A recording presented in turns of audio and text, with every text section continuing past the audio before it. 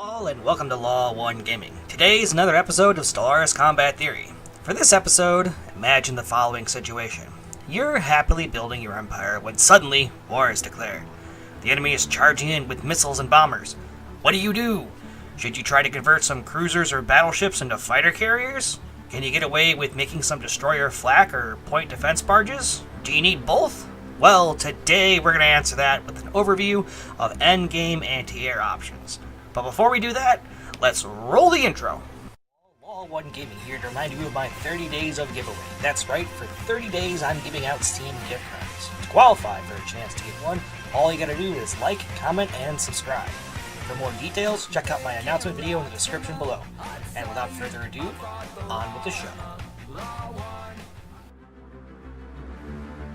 Before you can destroy your enemy, you must first know yourself. Sun Tzu probably said something like that. So first, we need to take a look at our options. Comparing stats, we see point defense and flak are highly similar, with flak trading lower average damage for higher tracking. As for fighters, we can see they have 8 mobile units, wherein they also trade higher average damage for lower range, slightly lower accuracy, and middling tracking. We then need to take a look at our endgame targets, noting their HP, evasion, and speed. Note, for bombers and fighters, the speed stat isn't listed, so I had to estimate it based on the best my eyeballs could guess. From here, we can make some calculations. First, we want to calculate the average DPS of each weapon against each type of target, and for that, we have to take the average damage, multiplied by the effective evasion, divided by the weapon's cooldown. From this calculation, we can see that fighters have the highest expected DPS, while flak comes just behind point defense, except flak appears to do much better against bombers than point defense. This isn't a surprising calculation, since we see bombers have higher evasion, so we expect tracking to make a bigger difference. Next, because of the nature of missiles, we want to see how much damage each weapon can do within its range. For this, we take the calculated DPS of each weapon against each target, multiply it by the range, and divide by the travel speed, or for fighters, the difference in travel speed of the target. This is because an incoming missile at max range, we can expect flak and point defense to take 3 shots before the missile hits. First at max range, second at 20 units out, and third at 10 units out. Lastly, we can calculate the expected kills per mount per target by taking the amount of damage done by each weapon within the weapon's range and divide it by the HP of the target. Breaking all of this down, we see that we can expect point defense to perform better than flak against everything except bombers, and we can expect fighters to perform the best against everything except whirlwind missiles. This makes sense given the fighter's high anti-air damage and the fact that whirlwind missiles are able to outrun fighters quite easily. This brings us to a rather weird set of results. Based on these equations, it appears as though one fighter wing is only slightly more effective than a single point defense or flak mount. Now, strictly based on the stats, this makes some sense. Even though there are 8 fighters, their cooldown is 2.5, which is more than 8 times higher than the point defense and flak cooldowns. They also have a slight dip in accuracy, and we have to remember that they take a big hit to their range, meaning we can expect them to get off about 2 shots to the point defense and flak getting off 3 shots. However, based on power and cost expectations, we'd expect the hanger mount to perform much better than the point defense mount. There's also another problem with our prediction though, and that's that fighters spread out over a large area, especially when they're chasing down missiles. This is something that's difficult to account for with just our calculations, though I tried with estimating the fighter's speed. So, what does this mean for our chart? It probably means that we have an accurate account for our point defense and flak, but we are likely underestimating the performance of fighters. As such, we can expect point defense and flak to be accurate, and expect fighters to do better than our calculations predict, though perhaps not by that much. Therefore, we need to test. The first test I performed used battleships against battleships, and it was a complete mess.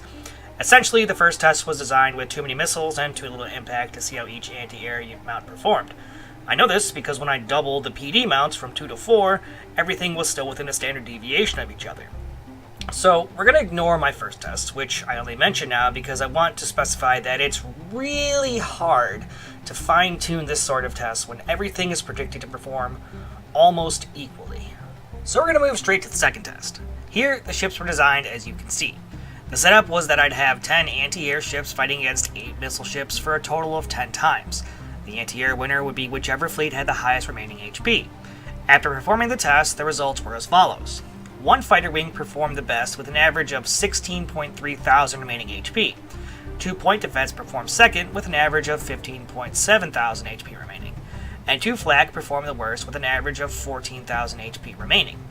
And against missile targets, this makes sense. The fighter wing was estimated to perform best, and we noted that it was likely to perform better than we predicted due to the difficult nature to account for fighters' movement. We also expected point defense to outperform flak when it came to missiles, so no surprise here. As such, I feel like the second test was adequate, and we can extrapolate from this, at least as far as whirlwind and torpedo missiles are concerned. Finally, we need one last test using bombers given their uniqueness. For this, we'll run the same sort of test as we did in test number 2, only except using many missiles, we'll use one bomber wing to attack using this model.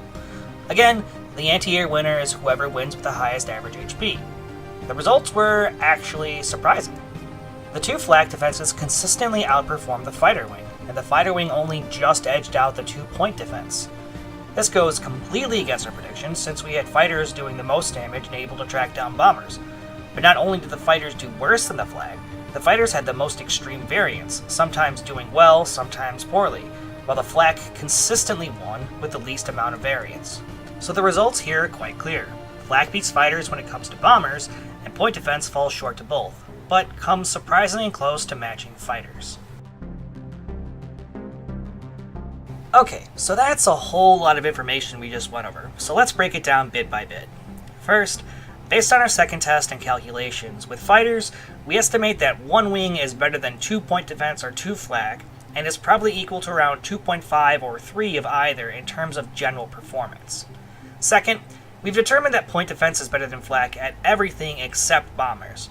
The small accuracy difference when it comes to missiles doesn't make up for the lower average damage that flak has, giving point defense the lead for missiles.